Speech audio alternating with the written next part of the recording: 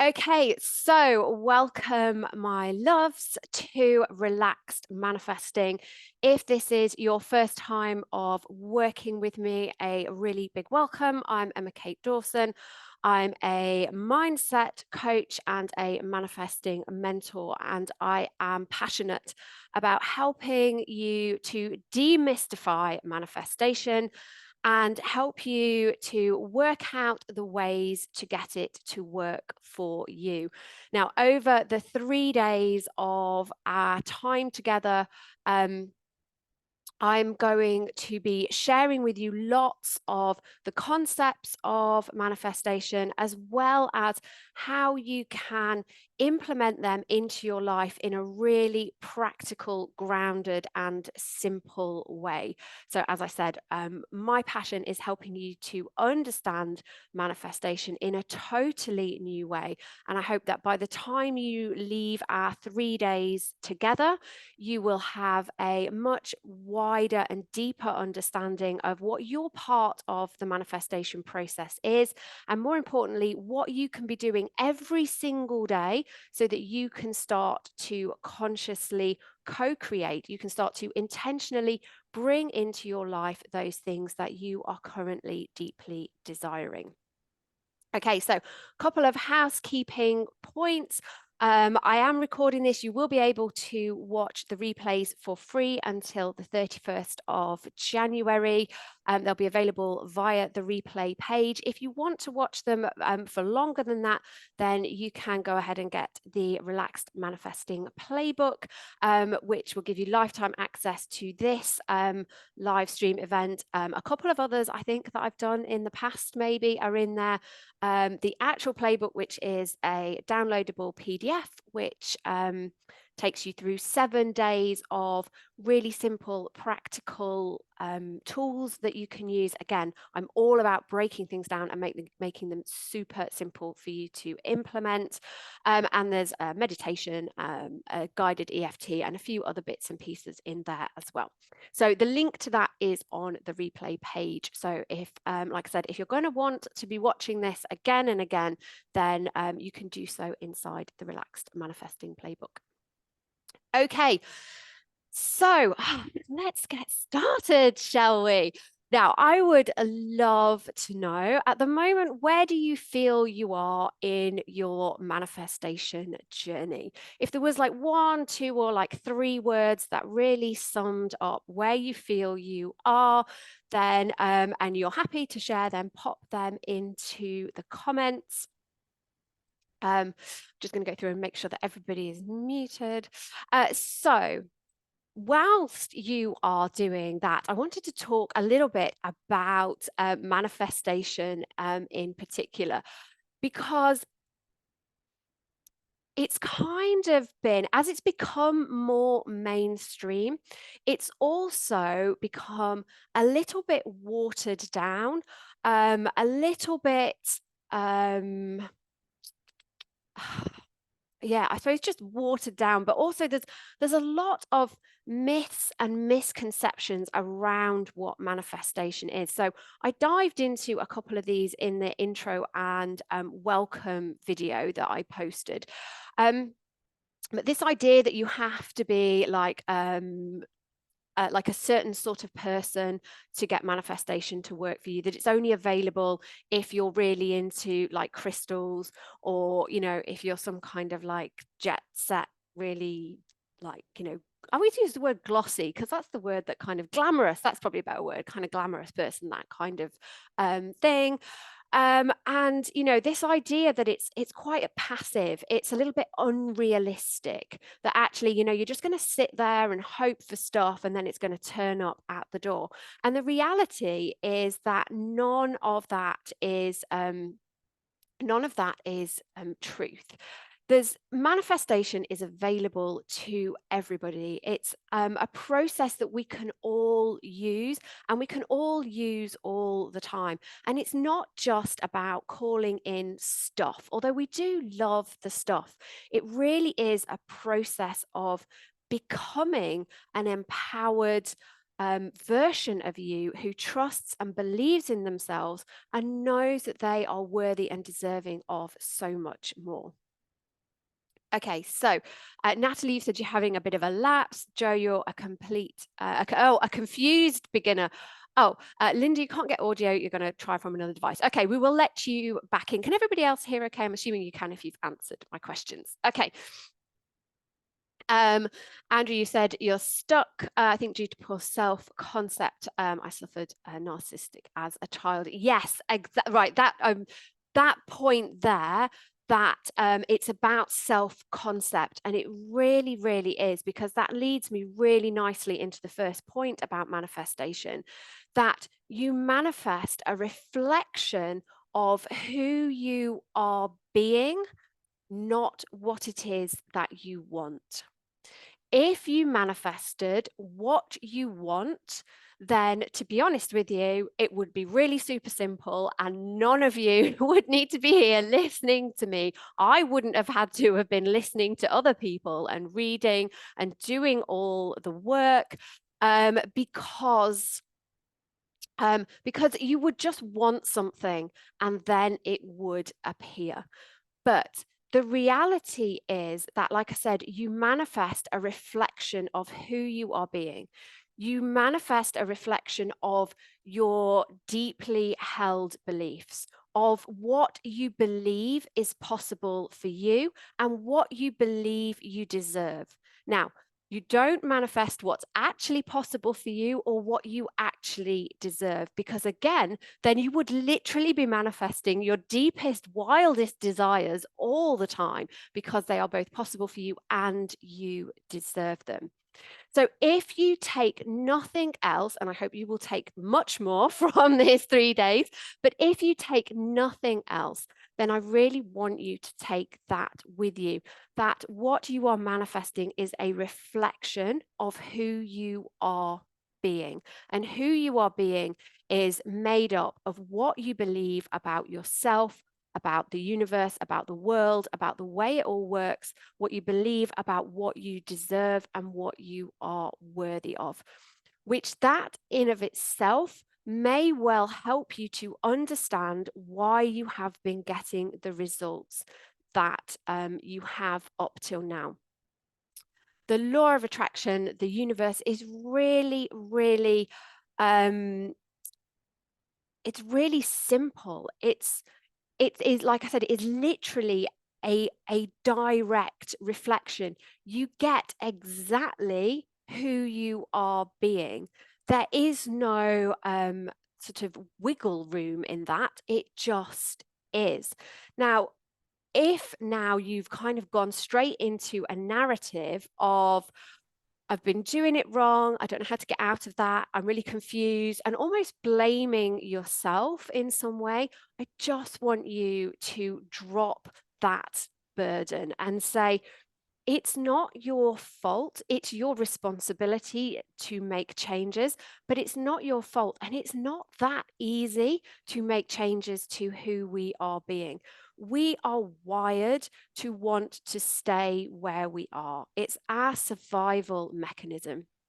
If any of you have read any personal development books, if you've read anything like the chimp paradox or anything that talks similar, that talks about mindset, then you will be really familiar with the concept that within us is our monkey mind, our ego, our subconscious. It's called many, many different things. But that is the part of us that is hardwired to keep us safe. It is primal. It has one instinct, one purpose, and that purpose is to keep you alive. And as far as that part of your brain is concerned, alive is as the situation is now. Regardless of how uncomfortable it is, regardless of how much lack you might feel that you're in right now, regardless of what you would love to have in life or any of those things, Its job is to keep you safe, and it is very good at it because you are still here. And as a human race, we are still here, which just goes to show how well that part of us functions. Now, within you, there's another part. That's your highest self, your soul, your intuition. Again, the words don't really matter. It's what it means. The words, like whatever words resonate for you. But that's the part of yourself that has brought you here today. It's the part of you that is desiring more, that knows that there's more available for you, that wants ease, that wants relaxation, that wants abundance, joy, wealth, pleasure, wants to experience things, wants to live your life purpose. That part of you is your master manifester. They are within you right now, literally calling to be set free, to literally run your entire life, and so that you can be, do, and have all of those things that you deeply desire. But the two things are pulling you in opposite directions. And it is your ego, your monkey mind, that wins the day. Remember, that is concerned with your survival. And what happens is, for most of us, we live life on autopilot. They, live life based on beliefs that we've had usually since childhood, running the show through the subconscious mind and keeping you stuck where you are. And it can feel so frustrating because you don't understand why you can't make changes. You don't understand why you can't implement these new habits. You don't understand why you can't even do simple things that are going to radically change your life, the quality of your life, how you feel, the experiences you have, etc., etc. And that is because, like I said, your subconscious mind is working overtime to keep you in the exact place that you are right now. So when it comes to being able to manifest, when it comes to being able to consciously change the reality around you, it's really important that you understand how your mind works in general. And then it's really important that you understand how you are wired personally, that you understand what beliefs are running the show, what you believe about yourself, what you are worthy of, your self-concept, your self-identity, what you believe about the way that the universe works, God works, that life works, that money works, all of those things. Because remember, it is those that are dictating what it is that you manifest back. So one of the key parts of manifestation is to really understand yourself and then know how to create changes so that you can step into a different identity. You can become a different version of you so that you can manifest different results. Now, when I say a different version, I don't mean that we're aiming for some kind of like perfect caricature of you. And I don't mean that who you are right now isn't good enough, but there is a version of you who is elevated in terms of self-belief, self-trust, personal empowerment, self-leadership, who has an elevated money mindset, who lives in predominantly at a higher frequency, who knows their worth, their values, who has higher standards. That's the version of you who is the master manifester. That's the version of you who can call in anything and everything that they desire with absolute ease. And that really is the process of manifestation. It is the process of you becoming that version of yourself. But don't worry, I'm going to break it all down as we go and continue to make it even more simple for you to understand. Are you all with me right now? Do you have any questions just on that point before we move on? Let me just have a look. So Helen, you said you're really starting to understand it in much more depth, bought a journal and started journaling. Oh, somebody after my own heart. but you're unsure following the steps correctly and in the right order. So many pseudo tools and coaches out there, and all a bit overwhelming. Yes, we will get to that part for sure, Helen, because there is no right steps, there is no right order. It can all work and it can all not work. But don't worry, I will fully understand. I will fully explain why that is as we go through. Okay. Oh, I always forget when I've got this on. I can't drink very easily. Okay. So I've actually made notes today. For those of you who've worked with me before, you'll know that I really am like, we mean business when I make notes. Okay. So let's dive into that, Helen, shall we, about the right tools and in the right order. There is no one right way to manifest. There is no one magical practice. There is no one ritual that is going to unlock it all for you. There is no one magical meditation. Again, life would probably be so much more simple if there was. There is also no magical 5-step formula. And whilst while we're talking and teaching about manifestation, we do so in a linear order. It's just so that we could break it down. It all kind of is not even cyclical in that it just all happens together. But it's just easier to break it down into sections to explain it. But you don't need to worry about doing things in a certain order or in a certain way. It's all about the energy that you bring to the practices more so than the practices themselves, and what the changes that they are creating within you. The practices, they unlock your power. It's the practices, the tools, the things like the meditations and the visualizations and the tapping, they all help you to literally tap into your power. They help you to shed what you are not in order to raise your vibration, in order to change your energetic set point, in order to become this elevated version of you who can manifest different things that you are desiring, rather than just manifesting more of what you've already got, which is perhaps not what you want right now. The tools allow you to become that version. They allow you to shed everything that is not that version of you. And that happens in layers. It doesn't all happen in one go. It happens in layers and layers and layers. So I was recording a training today for the lovely Manifest and Thrive community.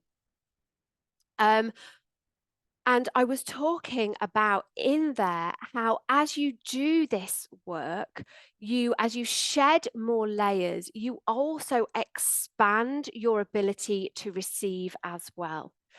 And so this is a process. Manifestation is not a do once and done forever thing. It is a lifestyle. It is a way of living. It is a way of being. It is a way of viewing yourself and the universe. It's a holistic approach to everything that you do, and it's a belief system, and it's one that when you can integrate it and implement it, then you can, like I said, you can literally transform every single area of your life. Okay, Helen, you've also said that it's also very high level jargon with some coaches use, and it's hard to follow. I am totally with you there. So when I started my manifestation journey, my dad gave me a copy of The Secret on DVD to watch. And I was both blown away by the idea and hugely skeptical all at the same time. And I didn't really know quite what some of the terms and things that they were using. It all felt very like you said, either high level, quite jargony. Um, and how do you take those concepts and actually boil them down into what to do? And that's really what we're looking at today. So it's the balance between, like, mastering that balance between doing and allowing. So you may be really familiar with the concept of surrender. This is talked a lot about when it comes to manifestation, that you have to surrender. And surrender, again, is one of those terms that gets very misused. There's a lot of misconceptions around what surrender actually is. And surrender isn't not caring. Surrender is letting go in faith. Surrender is the ability to know that what you desire is already yours. It's done. But it's also not passive. Manifestation is not a passive process. Sometimes people will come to me and they'll say, Emma, I've done this journaling, I've taken this action in the real world, I'm doing a meditation every day. Now can I surrender it? And again, this isn't a you do these and then you can surrender it. Surrender is a practice. It is a daily practice. It is an hourly practice. Sometimes it is a minute by minute practice in which you are called, you choose to allow faith to override fear. Surrender is the practice of choosing to believe that what you desire is not only available for you, but is done. It's on its way. And your job is to then follow the steps as you feel called to allow that manifestation to come into being. There, you will always be called to take real world action. When it comes to manifestation, very, very rarely do you literally sit at home and wait for your manifestation to knock on the front door. To be fair, that is how I met my husband. He did knock on the front door and come to pick me up for our first date. But there were real world actions that I had taken before then. So surrender, like I said, it's not a passive process, and it's not giving up either. Sometimes what happens is when you give up, you totally detach yourself from the outcome, and then you free yourself of resistance, and and that manifestation can then happen. So that does happen, that sometimes you give up, and then it happens. So again, surrender can get confused with giving up, but it's not. Like I said, it is an active process, and there are many strands to surrender. It is around building faith. It is about knowing that you are worthy and deserving of more. It is about taking action in faith. It is about holding the vision of what you desire and seeing it as done. One of the key skills of manifestation is to be able to envision a life that is totally different from the one that you are currently living. Maybe one that has a lot more of something in it, or maybe even a lot less of something in it, depending on what it is that you are manifesting.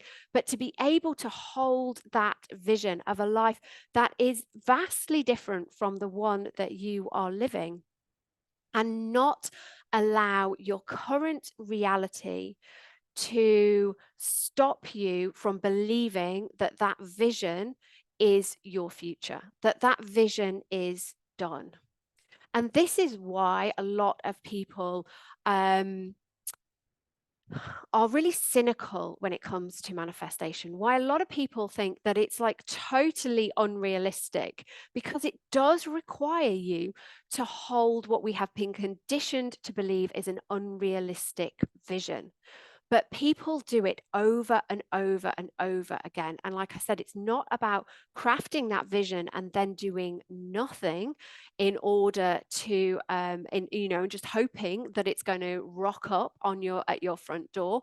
It is about crafting that vision and then holding space for it, nurturing that vision, building your faith and trust that that is your new reality, raising your standards so that you can receive that. And a large part of it is shedding what you are not. It is letting go of the stories, the narrative, and the beliefs that tell you that you cannot have that. And it is learning to live with fear. When we talk about being fearless, we don't literally mean that there is no fear. Fear will always be there. Fear is part of your survival instinct, and it's a really important part of your survival instinct as well. You need some level of fear to keep you safe, but being fearless is literally fearless. And that, again, doesn't necessarily mean that you're going to have less fear. It means that the fear has less impact on you. It's choosing to witness the fear, recognize it for what it is, that it's your survival mechanism kicking in to try and keep you safe, but choosing that you get to take aligned action anyway, that you get to have the thoughts, the feelings, the emotions, be in the energy of the version of you who has already manifested that vision, because that is what calls in what you desire. Your ability to consistently think, feel, and act as the person of you who has already manifested it. Now, just to be clear on that point, we're not aiming for no negative thoughts at all. That would be totally impossible. We're not trying to not feel any of the negative, in inverted commas, emotions. Again, we are humans. We have a full range of emotional experience, and we are supposed to. This isn't about toxic positivity. This isn't about, trying to think that you have to override every single bad thought that you had. It's not that at all. Again, this is about becoming that empowered version of you who knows there is more available for them. It's about learning how to step into the role of the compassionate observer of your own thoughts, your own reactions, your own habits, your own processes, all of those things, seeing yourself from the outside in and choosing which thoughts you get to stay in, choosing which emotions you get to live more fully in, and which ones you get to process and then release, because actually it doesn't serve you to stay in those emotions for a long period of time. So manifestation, like I said, really is about who you are being. So just to circle back round, Helen, when it comes to the practices, there is no right way. There is no right order in which to do them. There is no one single thing that you do or don't need to do. It's about understanding where you're starting from, what the vision is that you are manifesting, what the gap is between that vision, and what you need to do to be able to move through that gap from being the version of you who has manifested your current reality to become the version of you who has manifested your vision. And like I said, that comes down to understanding your current mindset and the mindset of the version of you who has manifested the vision, understanding your habits, your patterns, your emotions, your default reactions, etc., etc., etc., and then having the tools to be able to shift from the version of you now into the version of you who has manifested that. Does that make sense to everybody? Are you all still with me? Let me know. Yes, fabulous. So when it comes to, yes, wonderful. When it comes to mastering the balance between doing and allowing, First and foremost, your job, your part in the manifestation process is to do everything that you know how to do to think, feel, and act as the version of you who has already manifested your vision. That is the predominant doing part. Yes, there is going to be some real world action to take in that, but predominantly, particularly if you're at the beginning of your manifestation journey, or you are wanting to manifest something that is vastly different from your current reality. So let's say at the minute your income is like 20,000 a year, and you want to increase that to, let's say, like a multiple 6-figure or even 7-figure income a year. Well, the mindset that got you to a £20,000 income is going to be vastly different than the mindset that's going to get you to multiple 6 and even into 7 figures. So your first place, your first port of call, your first thing to do is to start to look at the mindset and the energy. And when I'm talking about the energy, by the way, I'm talking about your emotions. Because it's your emotions. Emotions are literally energy in motion. So your predominant emotions are what dictate your vibrational frequency, your energetic set point, and that is what attracts more of, or that is what attracts things into your life. So you have like the lower vibration emotions, things like feeling hopeless, anger, guilt, frustration. Those are lower vibration emotions, and they will attract more situations, circumstances, and opportunities for you to experience more anger, frustration, guilt, etc., etc. Higher vibration emotions are things like happiness, gratitude, joy.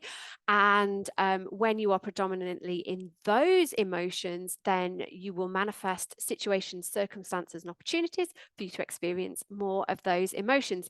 That's why when it comes to manifestation, lots of people start their go-to thing. They think it's all about gratitude, because if you can consistently be in a vibration of gratitude and appreciation, that is a very high vibration emotion, and that will attract more high vibration experiences into your life. So gratitude is really super important, but it is not the only thing that you need to do. And again, remember that your subconscious mind can be constantly and consistently working against you. So that's why, even though it sounds really easy to think, oh, I just need to stay in an emotion of gratitude and life will all kind of like fall into place. Yes, it absolutely can do and will do. But unless you've dealt with some of those beliefs that are going to keep pulling you out of a consistent gratitude practice, a consistent gratitude emotion, then that's why it's hard to stay in there.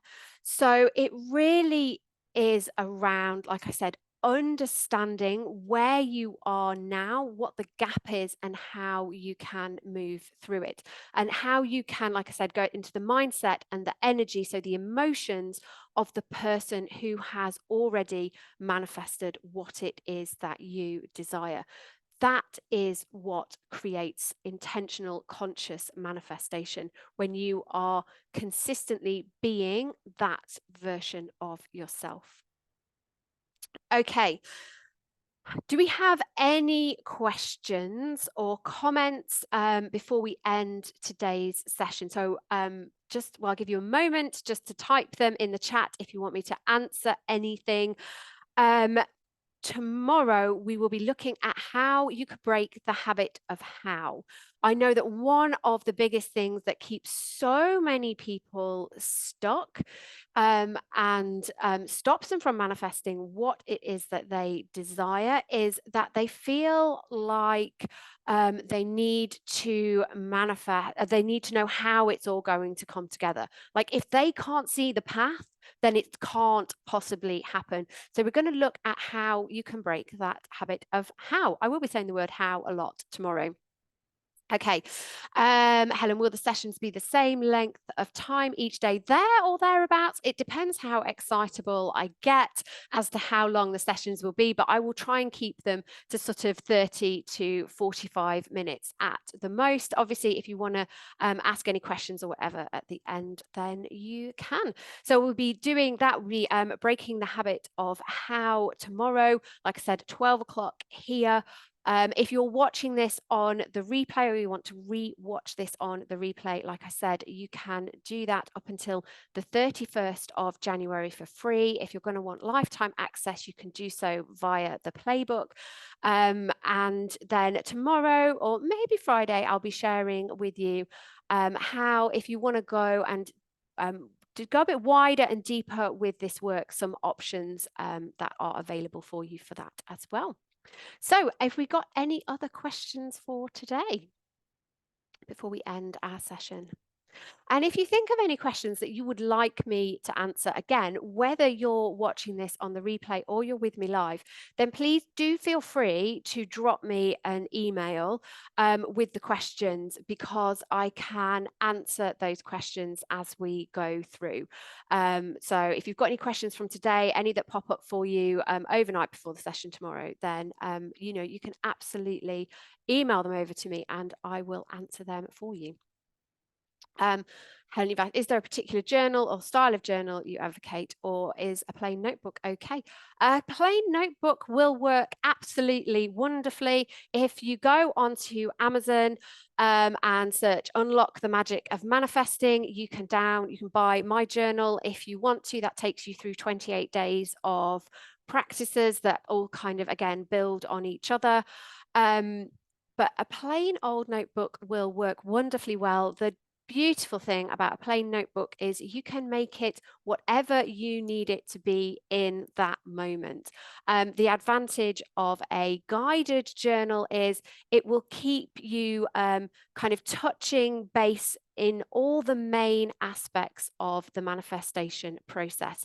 But as we go through tomorrow and into Friday, I'll be breaking down the kind of key component parts of the manifestation process, what they are, and sort of how you can create your own magical manifesting ritual that works for you. And don't worry, that doesn't mean you have to get up at 5 o'clock in the morning or be out in the back garden under the full moon, although if you want to do either of those, that's fabulous. But if you don't, this is how you can create your own practice that's going to fit into your life and also have the effects that you want it to. So yes, if you want a guided journal, then like I said, mine is available on Amazon. A plain notebook is just works just as well. Oh my goodness me, I cannot get my words out. I think that probably means that it's time for me to go and have a cup of tea. So thank you. If you've been with me live or watching this on the replay, as ever, thank you for your time and energy. And I will see you back here tomorrow when we will be breaking the habit of how. I will see you there. No problem. Thank you very much.